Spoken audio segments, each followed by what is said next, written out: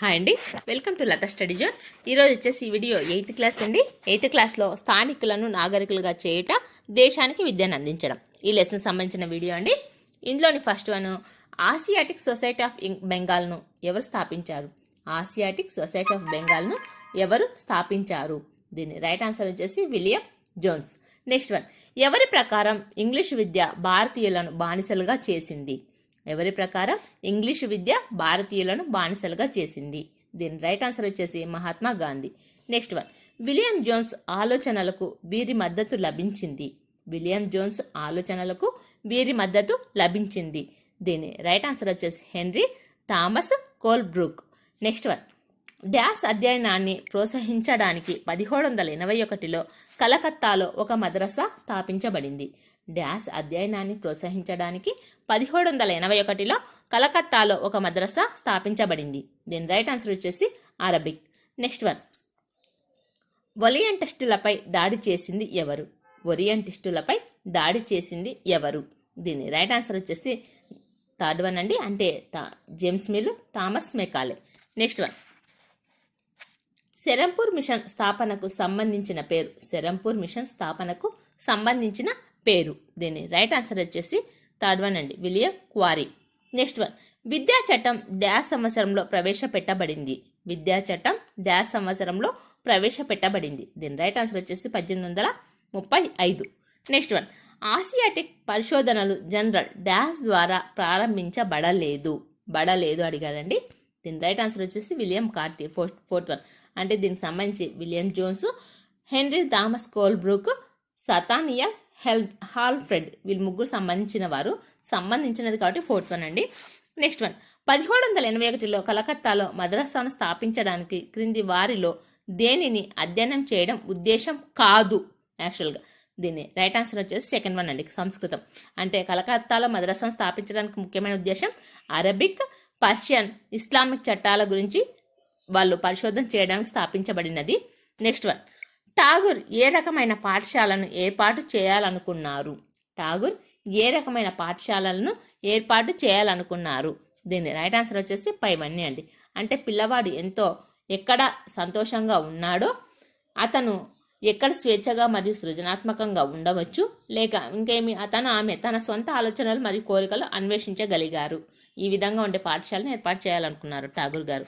Next one, విద్య అంటే పిల్లల మరియు మనిషి శరీరం, మనస్సు మరియు ఆత్మలోని ఉత్తమమైన వాటి నుండి సంపూర్ణంగా బయటకు రావడమే అని ఎవరు చెప్పారు? దీని రైట్ ఆన్సర్ వచ్చేసి Mahatma Gandhi. Next one, Asiatic resource అనే పత్రికను ఎవరు ప్రారంభించారు?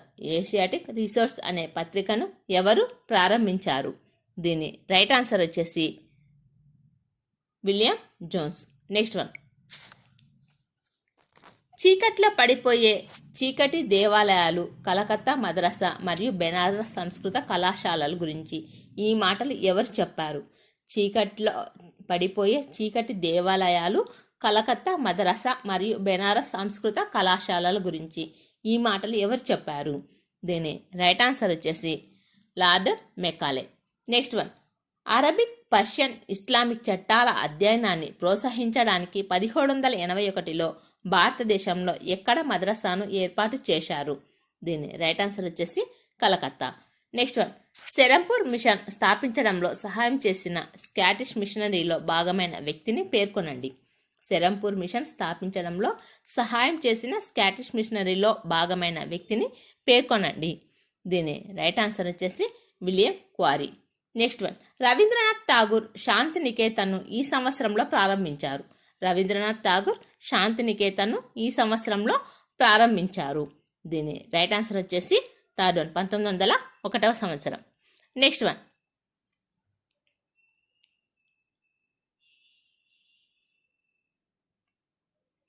డిస్పాచ్ పంపిన ఇంగ్లాండ్లోని బోర్డ్ ఆఫ్ కంట్రోల్ ప్రెసిడెంట్ పేరు పెట్టండి. దీని రైట్ ఆన్సర్ వచ్చేసి చార్లెస్ వుడ్.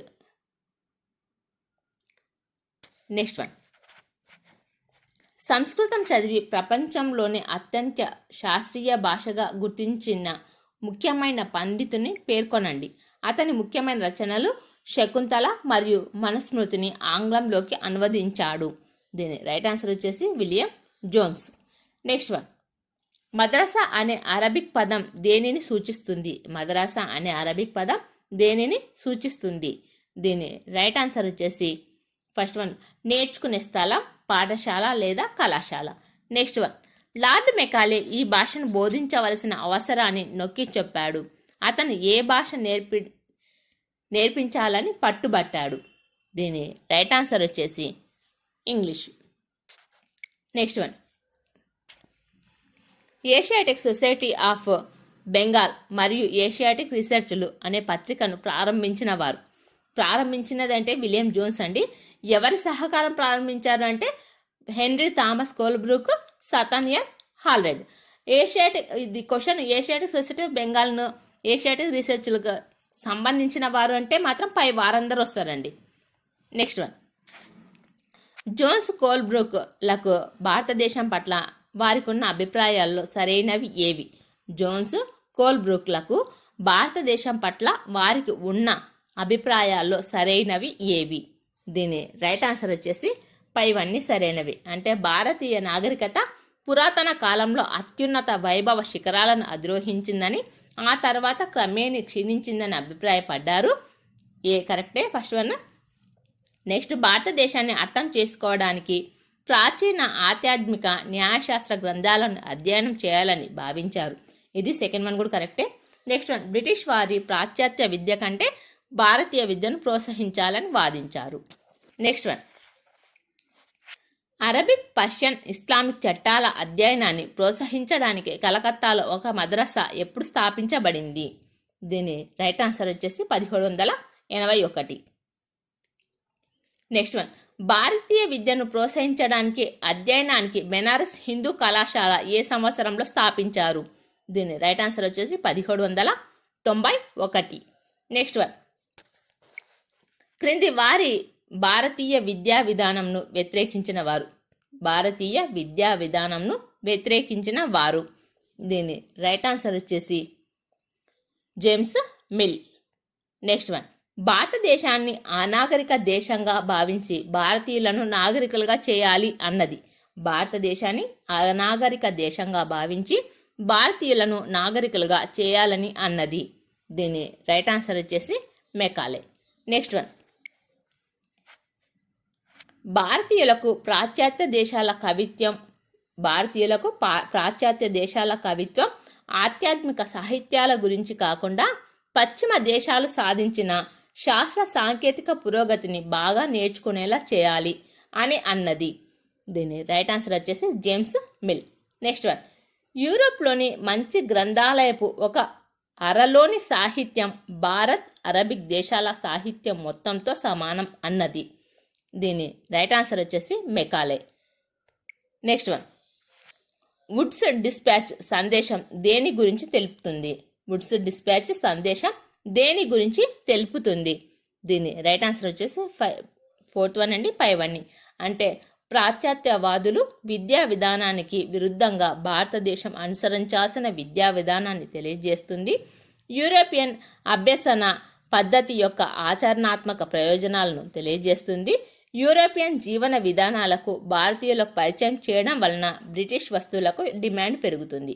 ఇవన్నీ వుడ్స్ డిస్పాచ్ సందేశంలోని అంశాలు. నెక్స్ట్ వన్, మెకాలే సూచనలు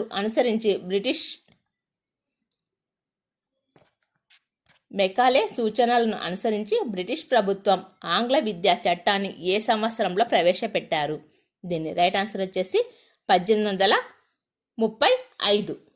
నెక్స్ట్ వన్, వుడ్స్ డిస్పాచ్ను 1854లో అమలు చేయుటలో భాగంగా ఏ నగరాలలో విశ్వవిద్యాలయాలు స్థాపించారు?